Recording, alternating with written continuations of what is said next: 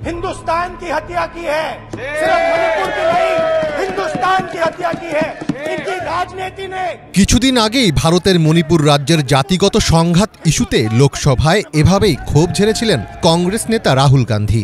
জাতিগত সংঘাতে গত 2 বছর ধরে অশান্ত ভারতের 7 সিস্টার্সের রাজ্য মণিপুর। দীর্ঘদিন ধরেই রাজ্যের মুখ্যমন্ত্রী বীরেন সিংয়ের পদত্যাগের দাবি তুলে আসছিলেন বিরোধী নেতারা। অবশেষে সহিংসতা থামাতে ব্যর্থ হওয়ার দায় নিয়ে মুখ্যমন্ত্রীর পদ থেকে ইস্তফা দিলেন বীরেন সিং। দেশটির সংবাদ মাধ্যম এনডিটিভি জানিয়েছে, রবিবার সন্ধ্যায় রাজ্যের গভর্নরের কাছে নিজের পদত্যাগপত্র হস্তান্তর করেছেন মুখ্যমন্ত্রী বীরেন সিং। ধারণা করা হচ্ছে দলীয় কোন্দল থামাতে ও রাজ্য সরকারের বিরুদ্ধে কংগ্রেসের সম্ভাব্য অনাস্থা ভোটে হেরে যাওয়ার আশঙ্কায় মুখ্যমন্ত্রীর পদ ছেড়েছেন বীরেন সিং।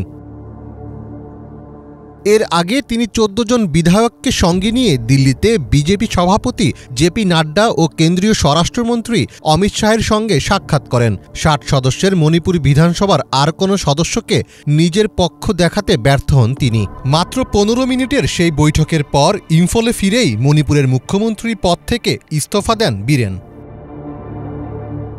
দেশটির সংবাদ মাধ্যম বলছে, মণিপুর বিধানসভায় অনাস্থা প্রস্তাব আনার বিষয়ে ভাবনা চিন্তা করছিল কংগ্রেস। এছাড়া বীরেনের নেতৃত্ব নিয়ে অসন্তুষ্ট ছিলেন রাজ্যের বিজেপি বিধায়করাও। ভোটাভুটি হলে বীরেন সরকারের পতনের সম্ভাবনা রয়েছে এমন আশঙ্কা তৈরি হয় সেখানে। এর মাঝে বীরেনের পদত্যাগ ছাড়া আর কোনো গতি ছিল না। কংগ্রেস তার এই ইস্তফাকে নিজেদের দাবির স্বীকৃতি বলে উল্লেখ করেছে।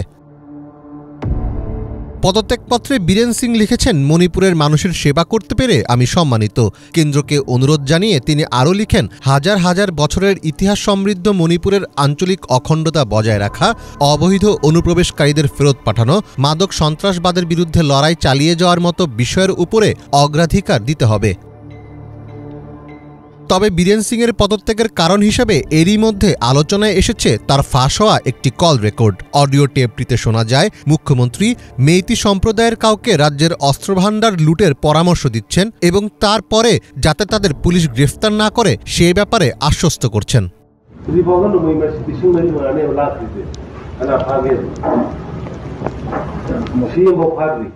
এর প্রেক্ষিতে কুকি সম্প্রদায়ের এক ব্যক্তি সুপ্রিম কোর্টে অভিযোগ করেন মুখ্যমন্ত্রী রাজ্যে সহিংসতা উস্কে দিয়েছেন। এরপর মুখ্যমন্ত্রীর কণ্ঠস্বর পরীক্ষার জন্য অডিও রেকর্ডটি ফরেনসিক ল্যাবে পাঠানো হয়। বেসরকারি ফরেনসিক ল্যাবরেটরি ট্রুথ ল্যাবের রিপোর্ট বলছে মুখ্যমন্ত্রীর কণ্ঠস্বর 93% সঠিক। এরপর থেকে বীরেন সিংয়ের বিরুদ্ধে প্রতিবাদ আরও তীব্র হয়ে ওঠে। ভারতের স্বাধীনতার পরবর্তী ইতিহাসে বীরেন সিংয়ের সময়কালকে মণিপুরের অন্যতম রক্তক্ষয়ী সময় হিসেবে চিহ্নিত করতে শুরু করেছে ভারতের সাংবাদিক ও ইতিহাসবিদদের একাংশ। 1.5 বছরের বেশি সময় সংখ্যাগরিষ্ঠ মেইতি সম্প্রদায়, কুকিসহ অন্যান্য জাতিগোষ্ঠীর সংঘর্ষে 2.5 শতাধিক মানুষ নিহত হয়েছেন। এছাড়াও গৃহহীন হয়েছেন হাজারো মানুষ। মীর ফজলে রাব্বি, বাংলা ভিশন।